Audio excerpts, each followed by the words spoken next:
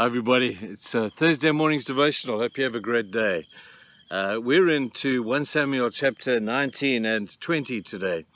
Intriguing story how this young man David got himself into this most incredible place of leadership, an incredible place of influence, simply because he was obedient to God, beat up Goliath, and Saul became, as we said yesterday, incredibly threatened by this young guy. Remember the song the lady sang? Saul has killed his thousands and David his 10,000s. And Saul couldn't sleep at night. He was so envious, he was so angry that he was being threatened by this young man coming up through the ranks.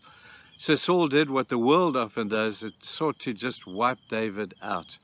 You know, over the course of time in the Christian history of the church, there have been many times when the world, for whatever reason, whether it's being threatened by it or another religious faction being threatened or a political government being threatened by it, the world's first resort is to persecute the Christians, and the first line of attack is to try and kill them.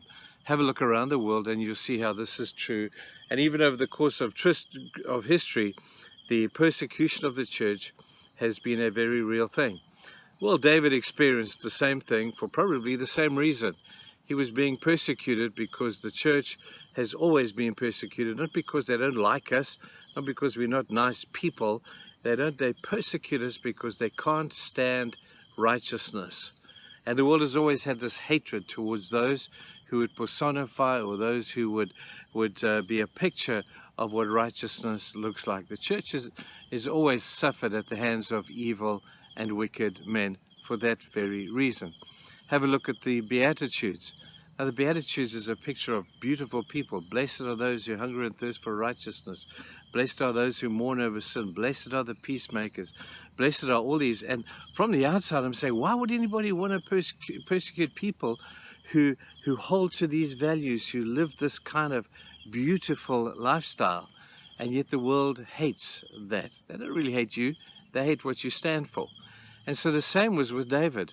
David personified and was a picture to Saul of everything that was good, God's blessing, God's purpose being seen in him.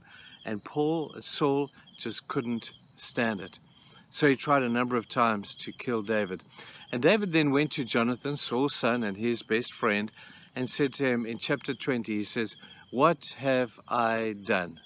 How many times have we said that over the course of our lives? What have I done that I deserve this? What have I done that people should treat me the way that they treat me? It seems to be a cry of many people when they suffer unjustly at the hands of other people. What have I done? Well, it's not what you've done, it's what you stand for that people in the Christian experience really can't stand. And so the world has always persecuted those who would epitomize righteousness.